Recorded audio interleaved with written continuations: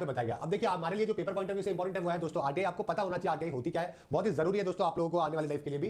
तो right to information दोस्तों universal declaration of human right जो कि 1948 के अंदर अडॉप्ट किया गया था, उसी का एक पार्ट है जो कि राइट टू इन्फॉर्मेशन माना जाता है। समझ गए, जिससे हर एक को इन्फॉर्मेशन लेना, रिसीव करना, ओके, किसी भी media regardless of the frontier, ये आपको इसमें मिलता है। क्या हुआ, international covenant on civil and political rights 1966 के अंदर दोस्तों इनके बारे में बात करेंगे, फ्रीडम ऑफ एक्सप्रेशन के बारे में बात की। और फ्रीडम ऑफ एक्सप्रेशन कब आएगा, जब आपको कुछ इन्फॉर्मेशन होगी। मैं कुछ चीज कभी बोल पाऊंगा तब मुझे इन्फॉर्मेशन होगी। इन्फॉर्मेशन कौन देगा, ठीक है, आदमी कोई सीआईडी के तौर पर अकेला तो कोई जांच पड़ताल कर नहीं सकता। अगर वो टैक्स दे रहा है, टैक्स के पैसे से सरकार चल रही है, तो सरकार को क्या होना चाहिए, रेस्पॉन्सिबल होना चाहिए, जनता को इन्फॉर्मेशन देने को लेकर। इन्फॉर्मेशन मिलती है तभी जाके चीजें आगे बढ़ती है। समझ गए। तो थॉमस जेफरसन ने बहुत ही जबरदस्त बात बोली थी, information is the currency of democracy. अगर डेमोक्रेसी होनी चाहिए तो हमके लिए इन्फॉर्मेशन होना बहुत जरूरी है। अगर आप इन्फॉर्मेशन ही कर्टेल कर दोगे, जैसे कि आज के टाइम पे मीडिया बहुत कम इन्फॉर्मेशन आपको रियल इन्फॉर्मेशन दे रहा है, तो डेमोक्रेसी को प्रॉब्लम हो जाएगी, क्योंकि लोगों के पास में बातें नहीं रहेगी, सही बातें, सही इन्फॉर्मेशन नहीं रहेगी बातचीत करने को, ठीक है। तो काफी बातें जो कि अच्छी बोली गई थी। तो एक वाइब्रेंट सिविल सोसाइटी के लिए दोस्तों ये बहुत ही जरूरी है।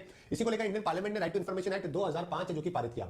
ओके गाइस, वैसे कि 1986 के अंदर इसकी शुरुआत हो गई थी, जब सुप्रीम कोर्ट के अंदर mister Kulwal versus Jaipur municipal corporation case के अंदर डायरेक्शन दिए थे कि भाई freedom of speech and expression है ना, जो आर्टिकल 19 के द्वारा आपको मिलती है, तो स्पीच एंड एक्सप्रेशन के लिए जरूरी क्या है, राइट टू इन्फॉर्मेशन जरूरी है, कि without information freedom of speech और एक्सप्रेशन जो है वो फुल्ली सिटीजन को नहीं मिल सकती। तो 1986 के अंदर ये बात है जो कि बोल दी गई थी। ऑब्जेक्टिव क्या थे, एम्पावर करना सिटीजन को, प्रमोट करना ट्रांसपेरेंसी एंड अकाउंटेबिलिटी, करप्शन को कम करना, लोगों का पार्टिसिपेशन डेमोक्रेटिक प्रोसेस में बढ़ाना। ओके, ये इसका ऑब्जेक्टिव था। रीजन क्या था दोस्तों, कि एक रेस्पॉन्सिबल जो है जो भी factor responsible for adoption of information act, क्या कहते हैं, करप्शन और स्कैंडल को दोस्तों कम करने को लेकर, है ना, ताकि इन्फॉर्मेशन होगी तो करप्शन और स्कैंडल कम होंगे। International pressure, activism, modernisation and the information society, ये कुछ कारण थे जिसकी वजह से हमने आरटीआई एक्ट है जो कि लागू किया। अब इसमें कई सारे फीचर्स होते हैं, कई सारे सेक्शन है इसके अंदर, जैसे कि सेक्शन 1 का सेकंड क्लॉज है कि ये पूरे देश पे लागू होगा। पहले जम्मू कश्मीर पे नहीं होता, लेकिन अभी यूटी हो चुका है, तो अब ये जम्मू कश्मीर के ऊपर भी लागू है। सेक्शन 2F के अंदर है कि इंफॉर्मेशन का मतलब क्या होता है। देखो, इंफॉर्मेशन आप किसी भी फॉर्म में ले सकते हो। इंफॉर्मेशन का मतलब सिर्फ और सिर्फ रिटन फॉर्म में नहीं होता। Information means any material in any form. आपको रिकॉर्ड है, कोई डॉक्यूमेंट है, कोई मेल है, ओपिनियन, एडवाइस, प्रेस रिलीज, है ना, circulation, order, log books, contract, report, paper, samples, model, data material,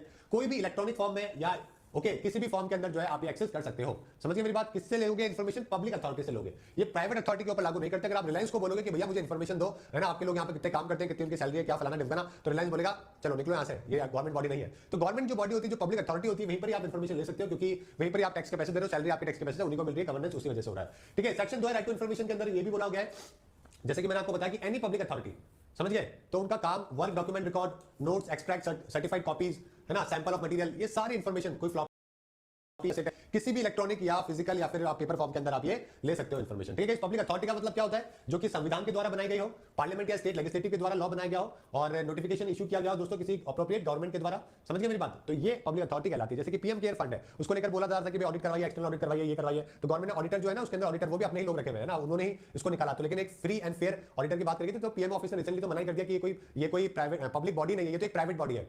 तो उसको लेकर काफी प्रॉब्लम है, क्योंकि पीएम केयर फंड की जब जरूरत थी तब तो जनता का पैसा लिया गया, उसको पब्लिक बताया गया, और जब बात की जा रही पैसा गया तो फिर वो प्राइवेट बॉडी बताया जा रहा है, यानी कि आपका आरटीआई के अंदर इंफॉर्मेशन नहीं मिल पाएगी उसके अंदर, ठीक है। तो सेक्शन 4 जो है उसके अंदर सुमोटो कॉग्निजेंस भी लेने के लिए बोला गया है। हर पब्लिक अथॉरिटी को खुद ही इंफॉर्मेशन है जो कि देनी चाहिए। सेक्शन 8 की बात करें तो इसमें एग्जाम्पशन दिया गया है दोस्तों कुछ, है ना, जैसे कि सिक्योरिटी को लेकर एग्जाम्पशन है। आप देश की सिक्योरिटी को लेकर नहीं पूछ सकते, आप ये नहीं पूछ सकते कि भाई बताओ रॉकेट एजेंट कहां पर है, अरे भाई देश की सिक्योरिटी का मामला है, ठीक है। ऐसी इंफॉर्मेशन जो है आपको अवेलेबल नहीं करवाई जाएगी। 30 डे होता है वैसे, 30 दिन के अंदर आपको इंफॉर्मेशन मिलती है, लेकिन अगर आपकी लाइफ या लिबर्टी ऑफ ए पर्सन की बात है तो 48 के अंदर अवेलेबल करवाई जा सकती है, ठीक है। इसके अंदर चीफ इंफॉर्मेशन कमिश्नर होते हैं और एडिशनल भी कुछ लोग होते हैं, वो इंफॉर्मेशन अवेलेबल करवाते हैं। ओके, 2005 के अंदर आया था, लेकिन अभी इसमें अमेंडमेंट भी किया गया था 2019 के अंदर। जैसे कि पहले चीफ इंफॉर्मेशन कमिश्नर और इंफॉर्मेशन कमिश्नर थे, उनका टेन्योर 5 साल का था। ओके, तो सेंट्रल गवर्नमेंट ने नोटिफाई करवाया कि भैया टेन्योर सब जो है वो हम लोग देखेंगे, इसको चेंज कर दिया गया। पहले ये था कि जो उनकी सैलरी होगी वो चीफ इलेक्शन कमिश्नर और बाकी लोगों के बराबर होगी, जो विजिलेंस कमिश्नर